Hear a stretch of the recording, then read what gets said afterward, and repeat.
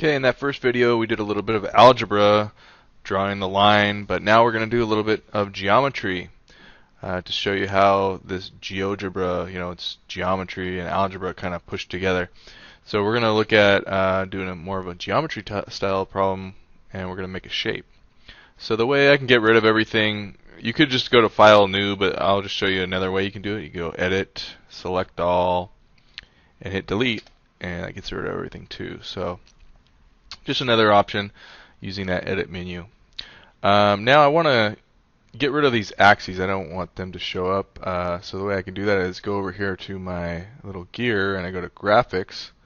So that'll bring up this preferences dialog box, and it has all these other things in it, the layout, and preferences for your defaults, like how you want your free points to come in, your dependent, and all that.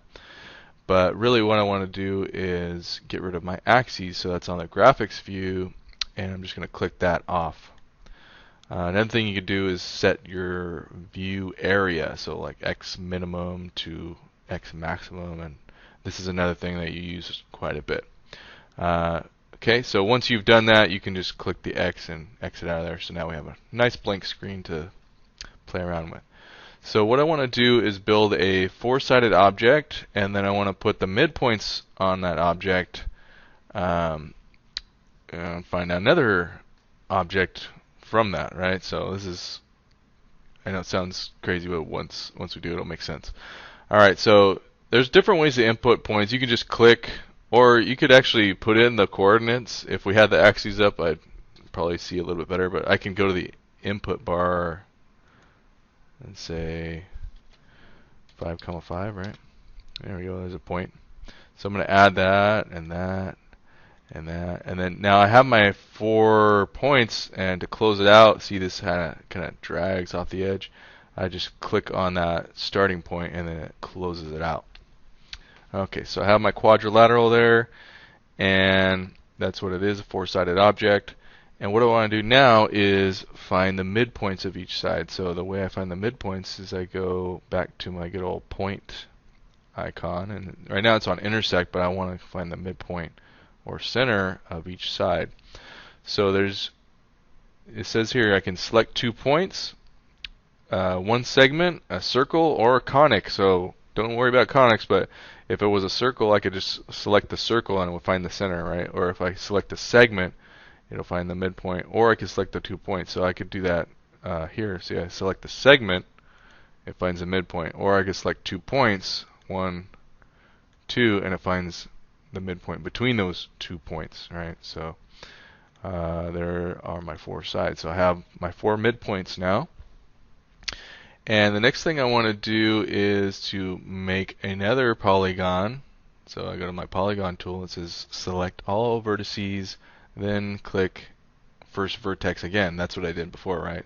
Vertices are just the kind of the extreme points, right? So 1 vertex, 2, 3, 4, and then I have to click my original again. Okay, so I made a nice little shape there. And if I go back to my move tool, remember hit escape, it'll go back there, and I can drag this around and kind of play around with the shape that I just made. So what does this middle shape do anything interesting? Like, do you think it is a certain shape all the time?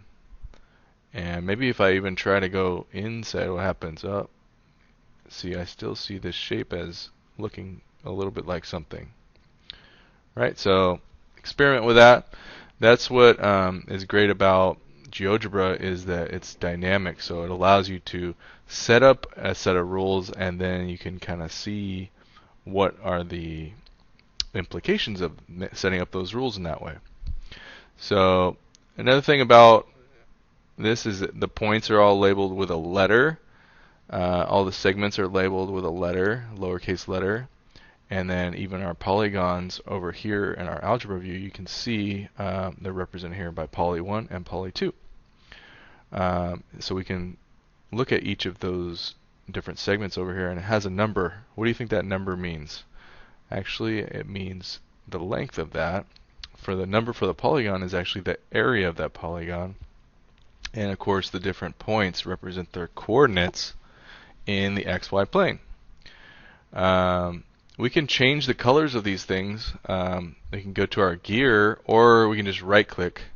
That's the way I normally do it, is just right click on an object that I want to change. So I go to Object Properties, and you can even turn off the labels and all that kind of stuff there with a right click. But I'd like to change the color to, I guess, red.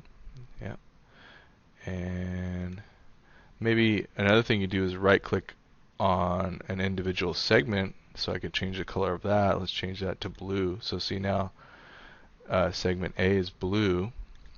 Or I could right click on a whole group of things like the segment and say let's change all of them to black. Okay. And maybe I want to change one of the polygons to a different color like green. There we go. Actually, I don't like that green. Let's do a dark green. Okay. And then you can always turn off labels that you don't like. So maybe we don't like to see the segment labels, so we can turn off the show label. And there it is. So that's a few things that you can do with GeoGebra.